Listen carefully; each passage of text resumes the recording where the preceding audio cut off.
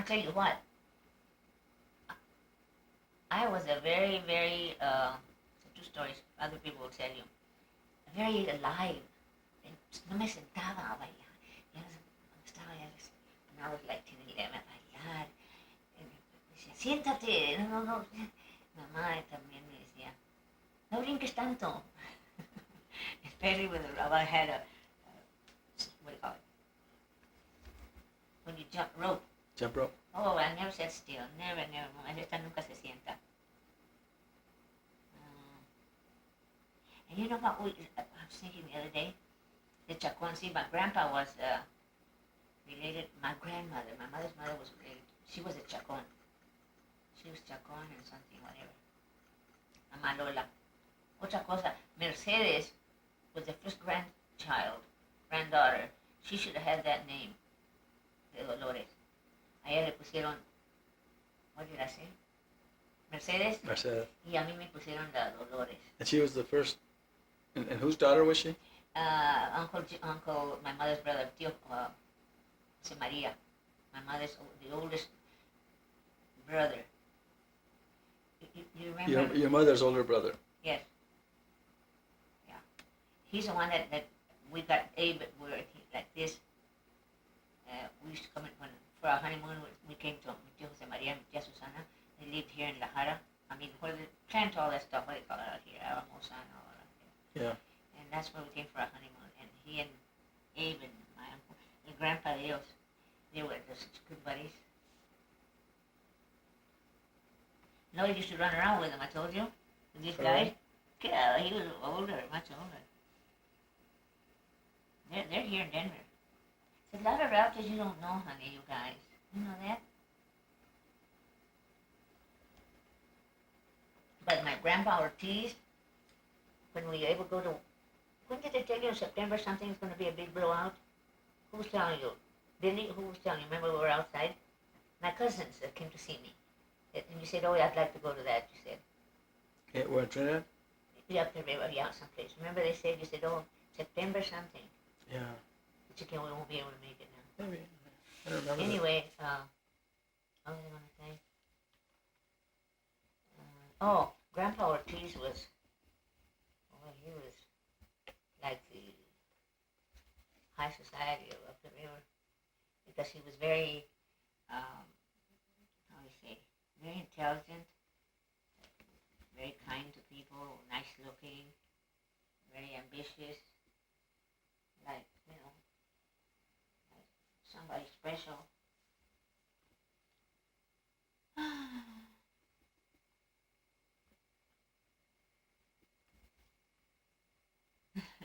I'll never forget.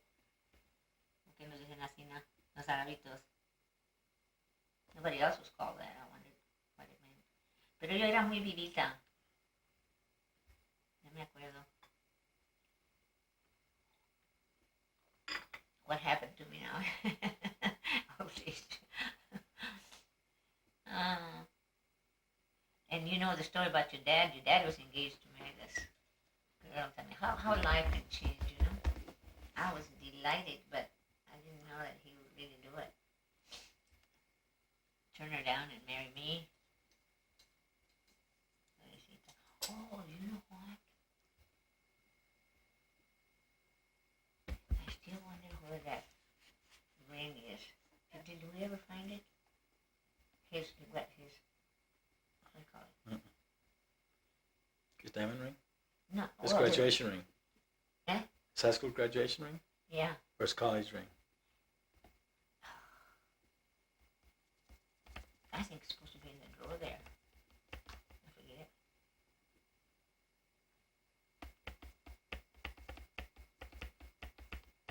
In fact, where is his ring is there? His ring is there without the diamond. Remember?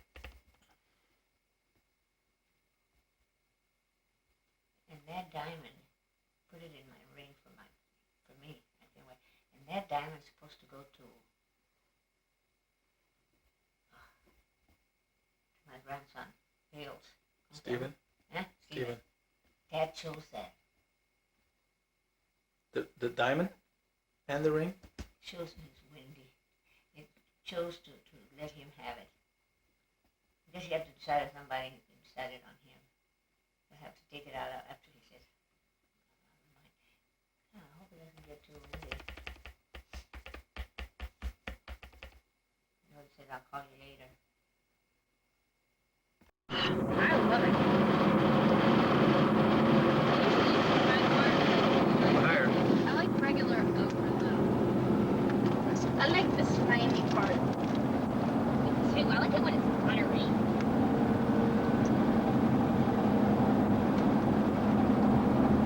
Colorado trip. We need to say the Colorado trip.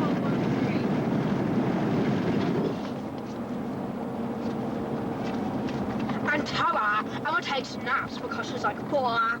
Most kids nap until they're like 5 or 6. Well, you would know if you had a little sister. I think preschool takes a lot out of Emma. On school day, she absolutely crashes at about 3:30 in the afternoon. On weekends, she sometimes does a nap. Jerry Lewis. But no, this is how Valley girls talk. Written, I feel better. I wish we could talk in person, though. I love Bob, but I want to talk to you. Love, Elizabeth. You're P.S. coming to La Venta. Congratulations on being a part. Live in La Vida, Elevation Loca. 7,015. It's over a mile high here. Is this why? Is that why you made the T-shirt Denver a mile high? We're gonna peep, peep, peep. Peep, peep. PPS. I tell you, I cut one time. Woo! And this shit, I say, This is making me dizzy. You're coming to the main town. Stop! In the name of love, before you break my heart. Stop!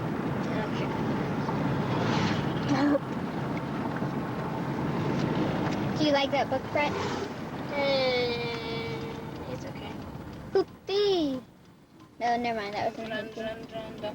Hoopty. Dun, dun, dun, Now you guys are dun. probably gonna This sing is this basically a whole ranching song. community. They have a lot of ranches around here. Cowboys, real cowboys. Real cowboys. Yeehaw. Cowboy hat on. Hoopty. Hoopty. Here we are, beautiful downtown La Venta. Ooh, there's a policeman. Better get back on. Cowboys, you're missing everything. You're supposed to be last night. You waited too long, baby. You missed it. Well, turn around then. It's okay. Things are not worth doing here. He likes me. There's nothing here.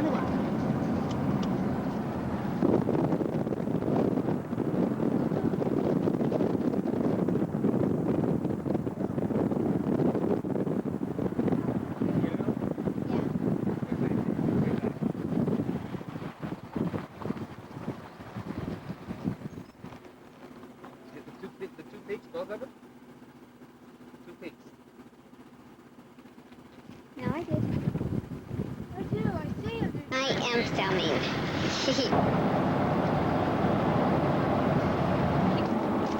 Living in the desert would be hard if you were an animal. Well, because the desert is really hot and there's little or no moisture to compose upon.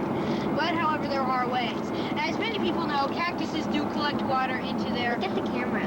spines and all, you know. They collect water in them. Animals take advantage of this. Oftentimes, they will somehow bite or gnaw through the cactus to get to the water within. Of course, that's not how many animals live. Many animals live by burrowing underground, where it's cool and nice and moist. And then they come out during the rainy season. Okay, that's just about all I have to say. Work, baby. We are in The desert. Work, baby. Work out. How do you know? Fine. This is Heather, and I am reporting the animals that live in the Rocky Mountains because, as you can see, we are following the Rocky Mountains. The animals that we have recorded that live in the Rocky Mountains that we have seen are prairie dogs, elk, deer. Well, we haven't seen any bears, but we've seen rabbits, raccoons, and goats. Baby, work out. And when we were at the Stonewall while in last night, we saw there was this really annoying kid. His name was Nick, and he was feeding his dog an ice cream bar. Ice cream. Shut up. And then he would eat the ice cream, and then he'd give some to the dog, and then the dog would slobber all over it, and then he'd eat it again. Yeah. Then later that day, we were at the playground, and Nick was there with us, and we went up the slide, and he was grabbing onto Mary Claire's arm, and then she let go of him and let him go down the slide, and then he came back up and grabbed my glasses, threw them on the ground, and Mary Claire thought it was funny, so we made her go get him. And then Oliger was going down the slide, and he wanted to go down the slide with her, and he told Mary Claire he hated her, and then when he got down the slide, he picked up a handful of rocks and threw them at Mary Claire's face. And then we went... And you make her book on things that didn't work. And then we went back into the cabin, and then Work, baby. Work. we went back in there, and then he threw a big rock at Mary Claire's back, and now she's got a big scar on her back. And then we told his uncle, and he got really mad at him and put him in his room for timeout. And that was the best part. And then the night before, when we were in Trinidad, there was this. Allegra and Brett and I were in the pool. It's on me. It's a payoff. We were in the pool, and then we saw this big fire truck coming up, and then it pulled into the parking lot, and then we thought there was something wrong with the pool, so we got out, and we got all Mary Claire's stuff, and then we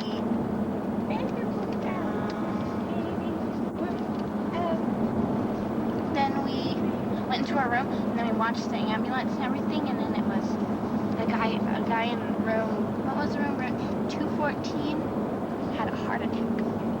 And he got hurt. Hi. Hi. What's your favorite animal, Brett? I like all animals, man. Brett to be not holding on to the driver's wheel.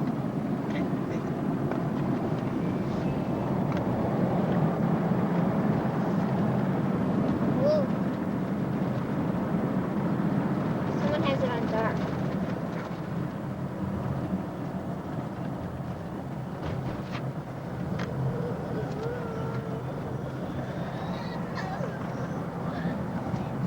See, here's a hairpin curve. Actually, I don't really want my mommy. I'm just standing right now. What I really want is to go to the bush, right for the 100th time. Brett, we're not in book country. We're not in Harvard Square here, kid.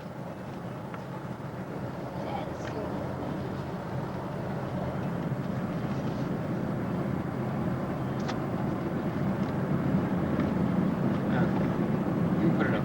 I'm ready. This is Heather's birthday, and the day is the 30th, I think. June 6, 1990. Heather's birthday is June 6, 1987. 87. This is a Turn that light on June just a little inside. bit. It doesn't come on, It's broken. Okay. but we can turn on the other one. That's okay. You have a strong magnetic personality and a hand to bring you whatever you wish for. Others may see you as lucky. Your charm and wit enchants your career, especially if you choose politics. You are more devoted and loyal to most people you think. When it comes to romance, your style is subtle. Subtle. Subtle? It's a silent B. It's S-U-B-T-I-L-E. Oh, subtle. But you're impressed by this little thing, I can tell, huh? Yep. This is most attractive, particularly to your mate, who must be a powerhouse. I told you. At times, you might lack flexibility in your relationship. Look before you leave. Otherwise, your love and you could experience some heartache. Keep both feet on the ground, as your lover and you are deep and emotional, and all your thoughts in all your thoughts. The problem here is that you are afraid to let others know you are who you really are. If a mate takes the time to know you in a relationship, he removes these bricks one by one, eventually will find happiness. This is the last paragraph. And then we'll go to my It seems as if money just falls into your lap. Well, then let me stand by you, Heather. Okay. And at some point or another, it does. But consider the possibilities that you could invent, create, design, architect that will bring you fame. As a salesperson, you'll be the one who chooses the largest contract with company history. No matter what career you choose, you'll eventually be wealthy. Ooh, that's a good one. I like mine. And it was, what, 75% true or 100%? I guess, I didn't really say anything about me and more about my future. Yeah, that's true. Now I'll read Mary Claire's. This is Mary Claire's birthday, April 7th, 1989. Yeah. You are cautious by nature. Sometimes your prudence prevents you from doing the things you really want. You're a shining star. The only one that doesn't know the brightness of your shining is you. That's not true. She knows. Others see you.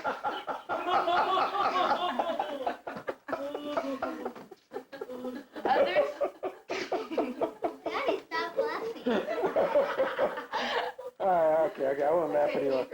Others see you in a completely different light from how you see yourself. Unfortunately, your keen intuition benefits others. Your keen intuition benefits others more than yourself. Your heart is made of gold, but be careful where you spend it. You like to explore the unknown and would make a fine detective. Develop your deep love for music and hidden love for theater. Passion couples well with your original ideas. You're likely to be considered the crank or eccentric by those who don't understand you. You will always have an intense desire for travel away from your birthplace and experience a restlessness because of it. You are always looking to change your surroundings. You will not be happy with a commonplace job. I wouldn't be surprised to find you racing cars or inventing new parts for them. Oh, I see. More inventive and creative than you give yourself credit for. You will feel more satisfied once you recognize your own skills. Your home is where your heart will be. And That sounds like something they would say in a movie. and a place They do say that in the movie. you create for yourself. You're inclined to live in the land of dreams and illusions regarding the opposite sex. That's more me. That part was more me. So expect some disappointments. Fear not, though, for you will meet your soulmate and feel at last you have found someone who really understands you, even if you don't fully understand yourself. That was it was good there for a while. That's not her. Now let's read Part of it's red. Part of Ta-da! Ta-da! Dum dum dum dum. Dum dum dum. And Mary Claire too. I thought we covered you already, little girl. No, I'm Daddy. comfortable in bed. I'm not getting out. Go. You are capable, restless, and headstrong. Well, you gotta name the person and the date. This is Brett from December 27th, 1986. You are capable, restless, and headstrong when it comes to work. You're all business. You fear that others may see you as a weak cause. Wait. You fear that others may see you as weak causes to be overly aggressive and abrupt. However, you aren't fooling anyone for long. Everyone recognizes the soft, cuddly teddy bear that you really are. You would make a fine athlete as you possess the energy, enthusiasm, and physical strength to endure. You may enjoy having several different jobs at once. You are most likely to find your spouse where you work and will probably have to kiss a lot of toads before discovering the one you overlooked was meant for you all along. Your wit and charm make you a very attractive cat. So luring others into your life won't be a problem. You're the most devoted person when it comes to home and family issues. Learn to discover that you have many friends who prey on your good nature. They take full advantage of your unflagging loyalty to put up with it because you're too stubborn to protect yourself. Even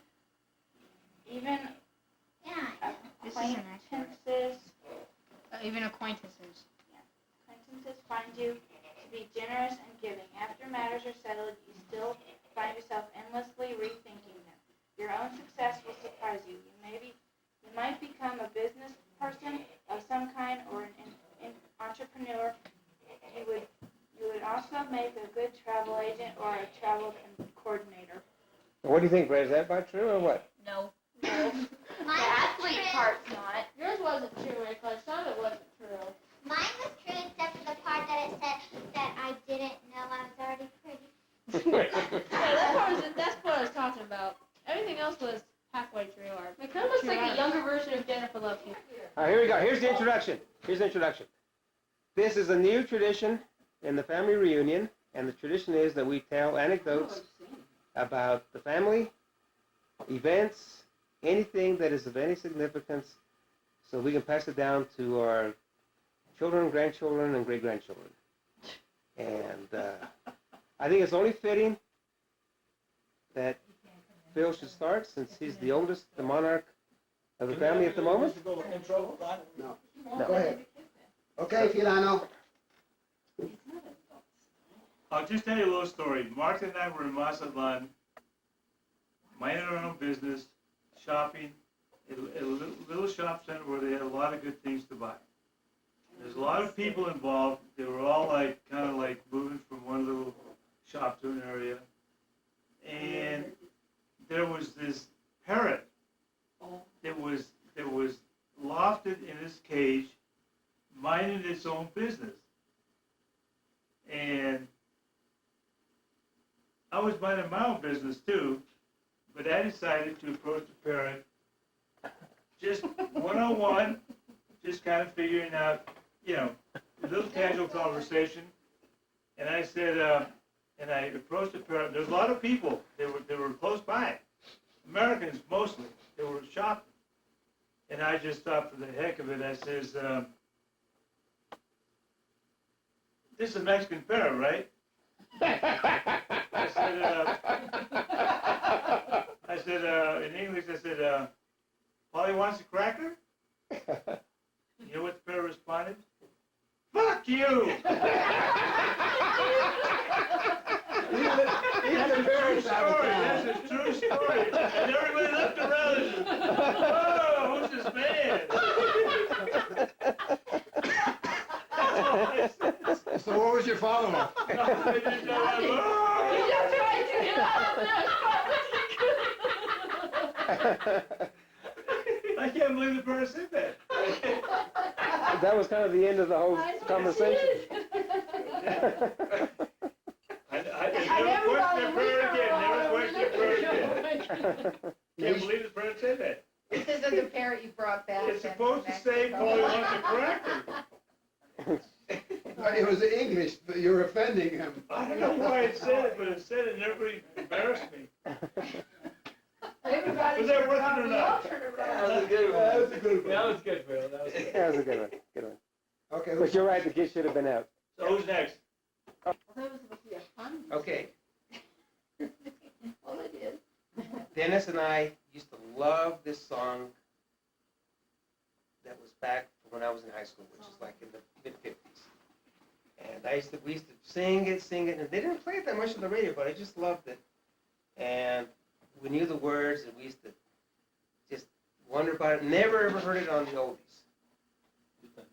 And so Dennis and I were talking about a couple weeks ago that I was here in Denver, and we said, gee, whatever happened to the Shattered Dreams song? And we just kind of came out of the blue because we were listening to old songs, And the next thing I knew, when I came back, Dennis was in Las Vegas at an oldies record shop, and he asked the guy there, and he said, yeah, that's by the Youngsters. And he says, yeah, I know it, and I got it. So I don't know what he paid for it, but anyway. A lot of money. They spent a lot of money. A lot of money. Bonnie says a lot of money. 3 digits. 3 digits? Go ahead. Not for this, for many records. But anyway, here it is. Your Shattered Dreams by the Youngsters. Haven't heard it since the mid-50s. Now you can just pen, kids. Whoever's here. Tanika's going away.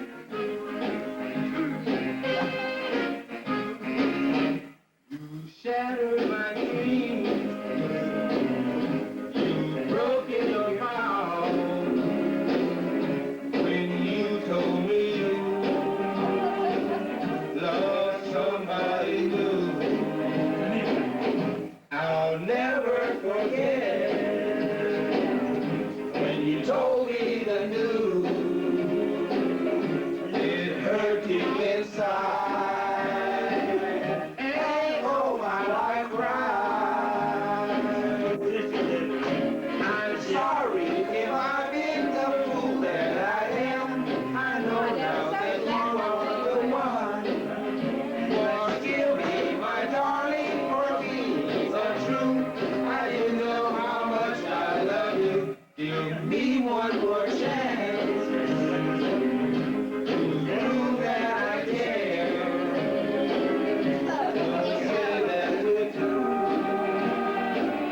I love only you.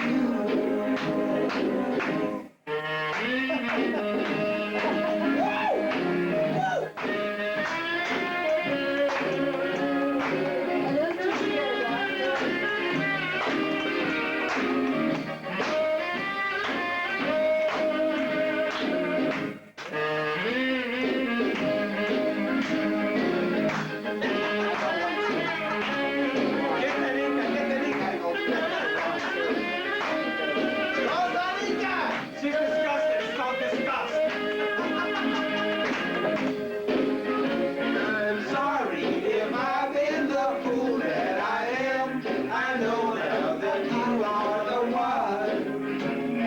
Forgive me, my darling, for being untrue. I didn't know how much I love you. Give me one more chance to prove that I care. Don't say that we're through. I love only you.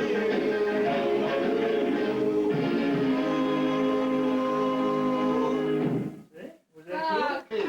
Go right. Here we go.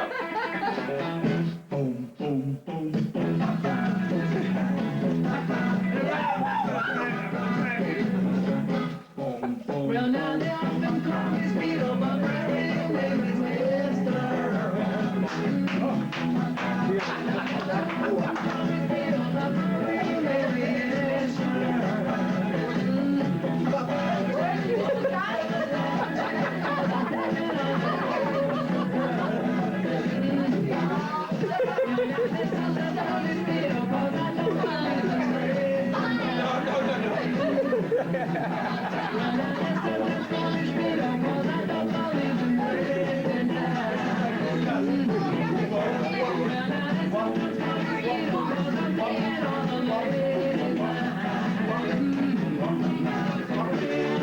Call me Joe,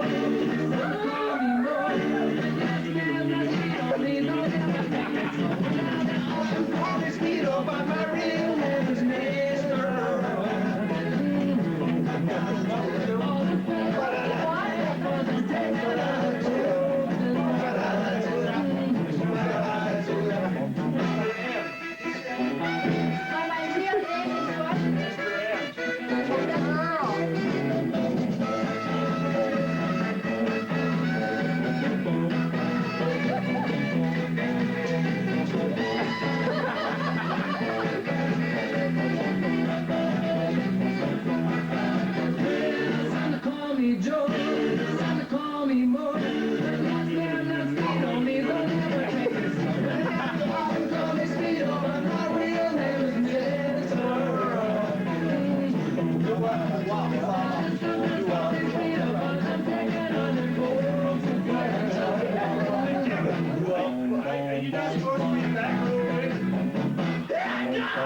Yeah,